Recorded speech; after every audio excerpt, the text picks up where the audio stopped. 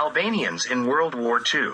After the Italian invasion of Albania in 1939, the activities of the Fifth Column among the Albanians in Kosovo and Metohija were strengthened. The so-called Kosovo Committee, Besa, Jemiat, and Murmit were involved. The Besa organization was formed among students in Belgrade. Its members were preparing for terrorist actions against the Serbian population in Kosovo and Metohija when the war began. During World War II, Kosovo and Metohija were occupied by three fascist powers: Italy, Germany, and Bulgaria. Albanians largely joined the fascists and, with their approval, formed 5 of their own fascist armed formations: the Gendarmerie, Fascist Militia, Kosovo Regiment, Albanian Army, and the 21st Waffen Mountain Division of the SS, Skanderbeg.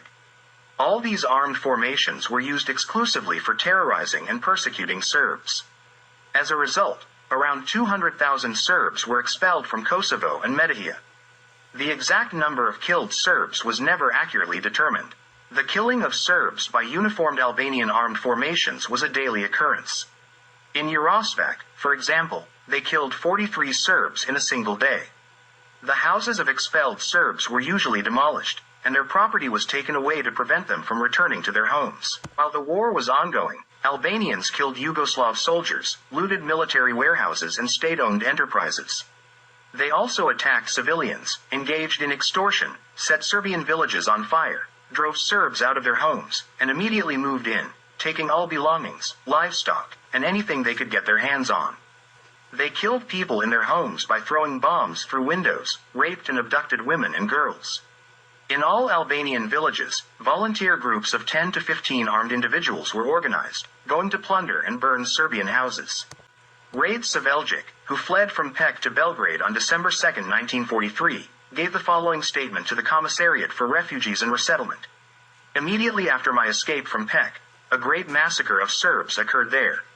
In the town itself, 50 Serbs were killed, and in the surrounding area, another 30 Serbs were killed, and in addition to that, 3 local Albanians were also killed.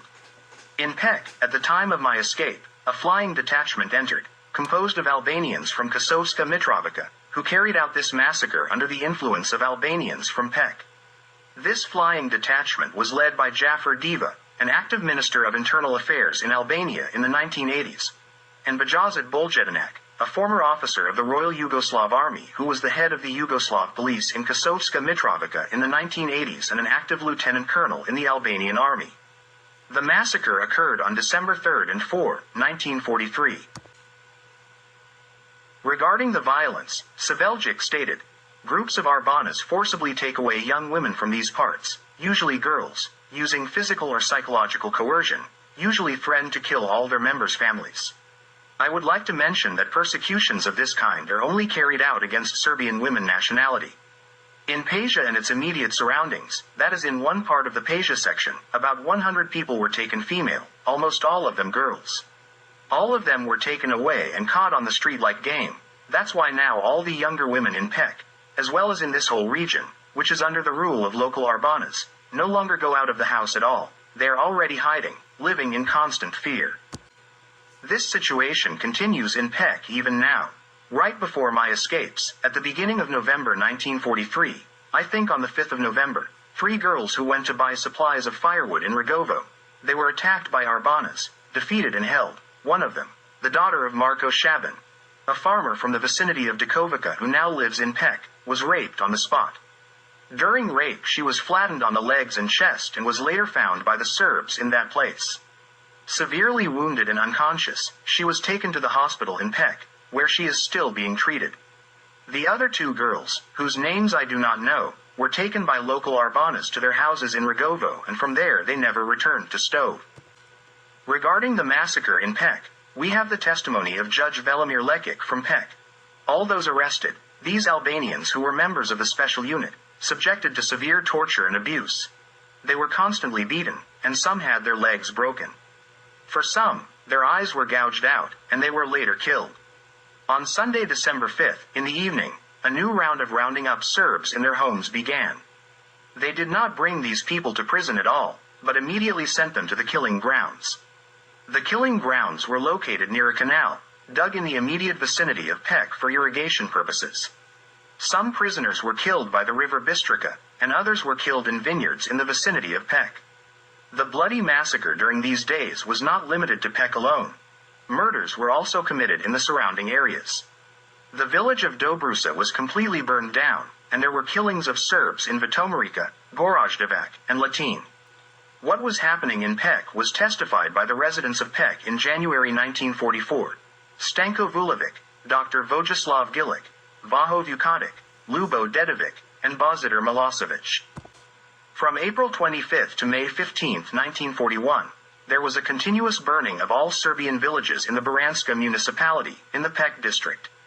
In the municipality of Glavica, the following villages were burned: Boksići, Milicevići, Dolovo, Drenovac, Gornji Petric, Donji Petric, Klinčina, Svrki, Ljuzani, and Glavica.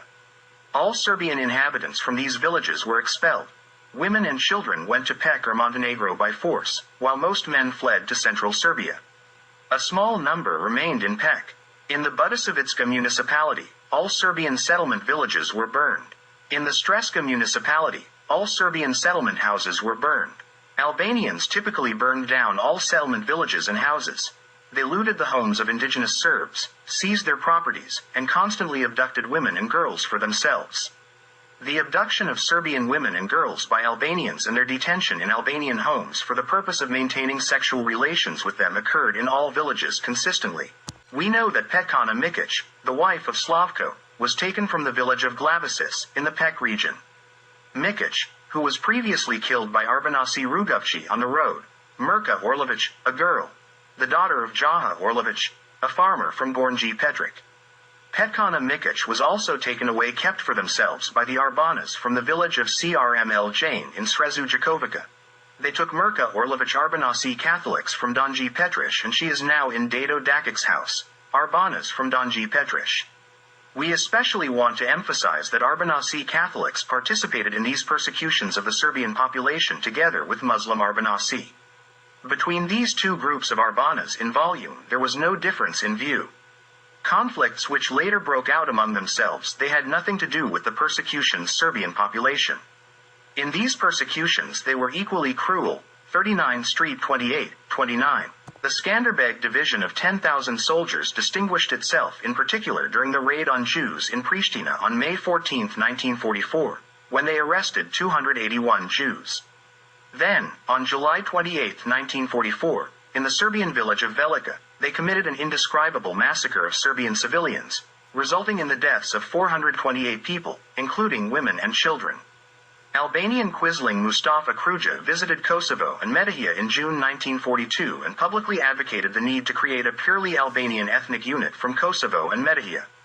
According to his opinion, the most effective way to achieve this was to expel the Slavs from that area. The old Serbian residents were to be expelled, and the newcomers were to be eliminated. Page 14, 138. This was his order to carry out genocide against the Serbs.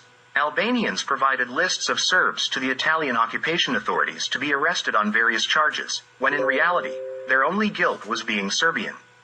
The number of those arrested was so large that 2 concentration camps were established, one in Pristina and one in Kosovska Mitrovica.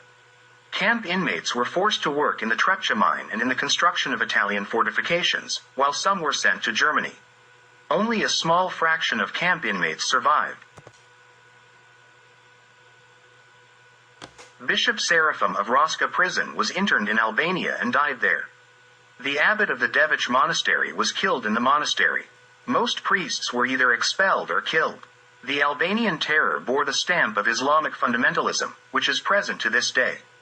In each unit of the 21st SS Skanderbeg Division, there was an imam. In their presence, on July 28, 1944, in Velika, they hanged 9-year-old Tomislav Vucetic on a plum tree and skinned him alive. Islamic clergy massively participated in crimes against Serbs and in their sermons called for crimes, encouraged, and led them. Hoja Shape Krasniki from the vicinity of Gilan looted Serbs and seized several seized Serbian properties. In Drenica, Mula Ibrahim from Poljan, Mula Ijaz from Brakna.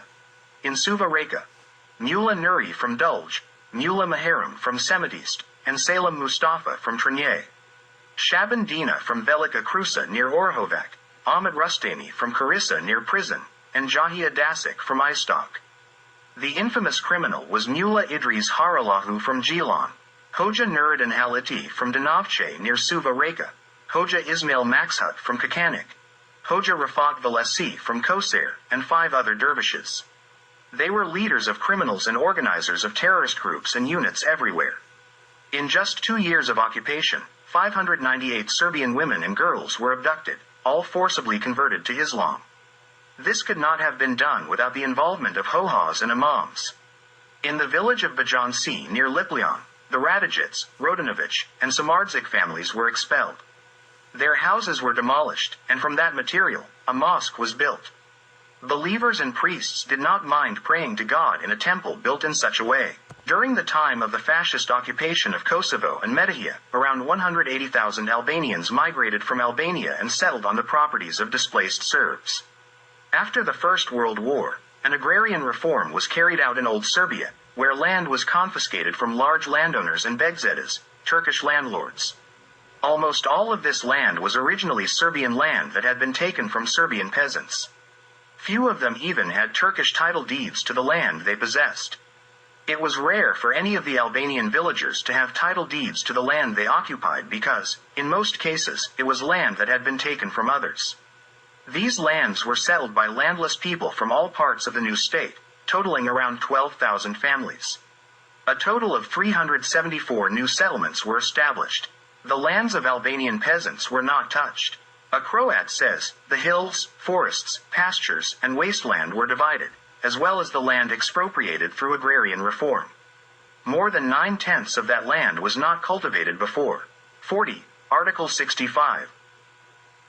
In Horvat's book, it is also stated, taking into account everything that has been said so far, it will not surprise anyone that the Albanians in Kosovo perceived the occupation during the Second World War as liberation.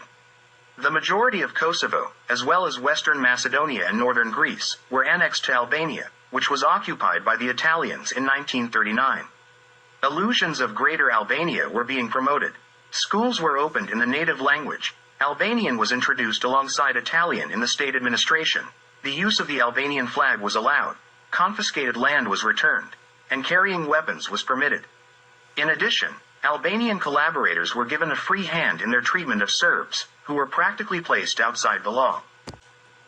During the April War, they began to burn military warehouses and block roads. They welcomed the Germans, fugitives, and politicians who had been the ruling class in the kingdom. The settlements began to burn. By July 1941, all the villages were burned except 2. The bandits were mainly composed of people who had come from Albania, and the organizers were fugitives and fascist-oriented elements. Gradually, peasants from neighboring settlement villages joined them. Thousands of refugees fled north or south to save their lives. I quote an authentic description of horrifying scenes from a letter by Malija Skepanovic. The village was burned with a cry of slaughter of all the males. A mother grabbed her 2 male children and took them to a Catholic village. She left 5 of my sisters, one with her ear against the others, in the ruins of a house that had been burned the previous night, as a trust in God and fate. 3 peasants and 1 child were killed. The bodies were burned on a pile of logs. Women returned at night to collect the female children. There was no violence. An endless column of men, children, mothers, and elderly people, the grown-ups walked barefoot, crawled through the Rogova Gorge, and into the infinite like a black snake, facing hopelessness, hunger, snowstorms, escapes, and camps. On the outskirts of Pek, a mother throws her child into a cradle and jumps after him. Further along the path leading into the abyss, another mother throws her child, but she does not have the strength to follow him.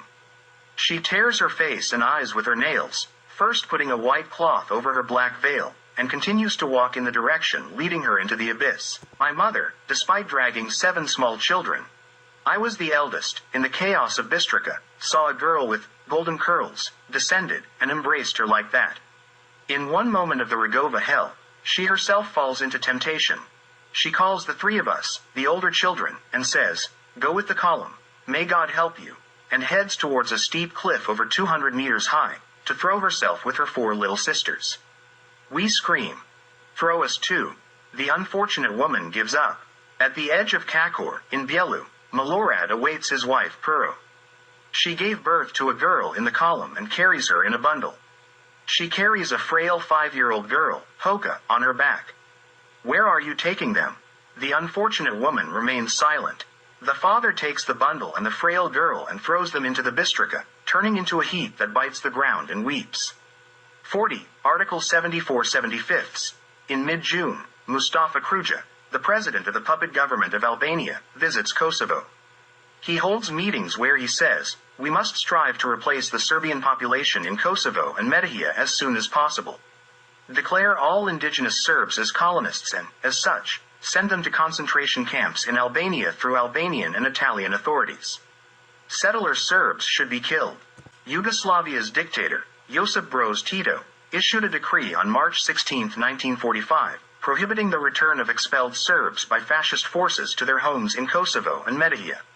This legal act legitimized the results of the occupier terrorist actions and publicly demonstrated the alignment of the new government's goals with the occupier concerning demographic policies in that Serbian territory and towards Serbs in general.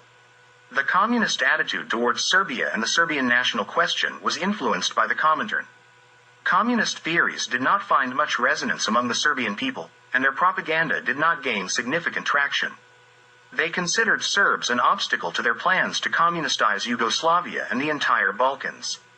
During World War I, their propaganda was seen as laughable by the Serbs. Even Leon Trotsky, as a war correspondent, fabricated various slanders against Serbs and King Peter, whom he had never even seen. It's worth noting that Marx and Engels vehemently criticized Serbs during the Bosnian and Herzegovinian uprisings against the Ottomans. In newspaper articles, they used derogatory terms to refer to Serbs and made various false accusations. Trotsky aligned with their perspective. In the Comintern, leading roles were held by individuals from the revanchist bloc, from countries that were defeated in the First World War.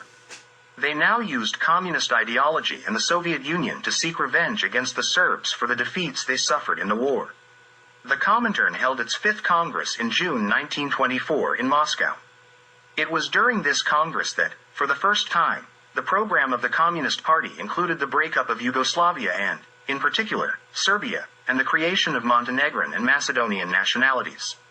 The resolution of that Congress stated that Croatia, Slovenia, and Macedonia should be separated from the Yugoslav state community. In the same year, the Central Committee of the Communist Party of Yugoslavia, CCCPY, decided that it was the duty of the party to assist the movements of oppressed nations with the aim of forming independent states, Croatia, Slovenia, Macedonia, Montenegro, and for the liberation of Albanians. The General Secretary of the CPY, Sima Markovic, was accused by Stalin in 1925 regarding the breakup of Yugoslavia, because the right to secession is turning into a duty. Shortly after, Markovic was killed, and someone who was not a Serb replaced him. Subsequently, all Serbs, the leading figures at the helm of the party, were accused, expelled to Siberia, and killed. The 6th Congress of the Comintern, following the 4th Congress of the Communist Party of Yugoslavia, KPJ, held in Dresden in 1928, both had only one item on their agenda: the dissolution of Yugoslavia and the Serbian nation. At this Congress, the KPJ called for the independence of Croatia, Slovenia, Montenegro, and Macedonia, expressing solidarity with the Albanian National Liberation Movement in the face of the Kosovo Committee, and for the struggle of the fragmented and oppressed Albanian people for an independent and united Albania. The Kosovo Committee was a purely terrorist organization. In pursuit of these goals to break up the Serbian nation and its ethnic territory, the Communists allied themselves with the Croatian Ustaša movement, entering into the Pijade Budak Agreement, and collaborated with agents of the revanchist bloc, the Montenegrin Greens, and the pro-Bulgarian VMRO in Macedonia. To propagate their agenda, they invented lies about the terror and exploitation of Albanians in Kosovo and Metohija. For example, Kosta Novakovic, a communist representative in the parliament, spoke against the fabricated abuse, terror, and killing of Albanians. While communists from other nations looked out for the interests of their people and their states, Serbian communists worked directly against the interests of their own people and their state, on behalf of their enemies. The Albanians in Kosovo and Metohija were aligned with various fascist military organizations, and their communist allies were not particularly interested in them. When the communists managed to recruit a few Albanians from Kosovo and Metohija, they placed them under the command of Albanian leaders, and the main headquarters for Kosovo and Metohija was located in Albania. This led to the convening of the founding conference of the No Committee for Kosovo and Dukagjin in Bujan, Bunjaj, in Albania on December 31, 1943. The resolution from that meeting begins: Kosovo and Metohija is a region predominantly populated by the Albanian people, which, as it has always been and still is today, desires to unite with Albania. The entire resolution is in line with this sentiment and can be considered a communist proclamation of the unification of Kosovo and Metohija with Albania. It's the same story as during the occupation. The Albanians in Kosovo and Metohija were aligned with various fascist military organizations, and their communist allies were not particularly interested in them. When the communists managed to recruit a few Albanians from Kosovo and Metohija, they placed them under the command of Albanian leaders, and the main headquarters for Kosovo and Metohija was located in Albania. This led to the convening of the founding conference of the No Committee for Kosovo and Dukagjin in Bujan, Bunjaj, in Albania on December 31, 1943. The resolution from that meeting begins: Kosovo and Metohija is a region predominantly populated by the Albanian people, which, as it has always been and still is today, desires to unite with Albania. The entire resolution is in line with this sentiment and can be considered a communist proclamation of the unification of Kosovo and Metohija with Albania. It's the same story as during the occupation. In a letter sent by the Central Committee of the Communist Party of Yugoslavia, CCCPY, on March 28, 1944, to the Regional Committee of Kosovo and Metohija, it is said about the mentioned proclamation: the work around the Regional Committee is fundamentally correct and good, and so on. Correspondence shows that the leadership of the KPJ is not opposed to the Bujan Proclamation, and in one letter it says, from Comrade Tito's letter, you can see his stance regarding the part of Albania that belongs to Yugoslavia and the stance you should have towards that part of the Albanians.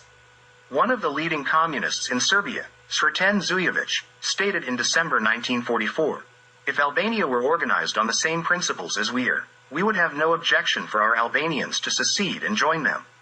After a meeting of the CCCPY held in Belgrade in February 1945, dedicated to Kosovo, Kardel stated, the most correct thing to do would be to annex Kosovo and Metohija to Albania.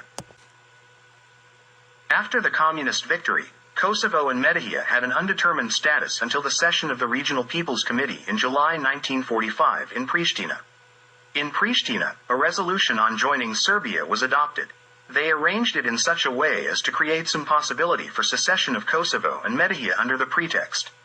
Just as legitimate representatives of Kosovo have decided to join the Republic of Serbia, they can also decide to separate from Serbia. However, there were no legitimate representatives there, just a small communist group. Considering the attitudes of Serbian and Yugoslav communists and the policies of the Communist Party of Yugoslavia, CPY, it's no wonder that the law prohibiting the return of displaced Serbs during the occupation of Kosovo and Metohija was passed. Communists pursued the same policy towards Serbs as the fascists.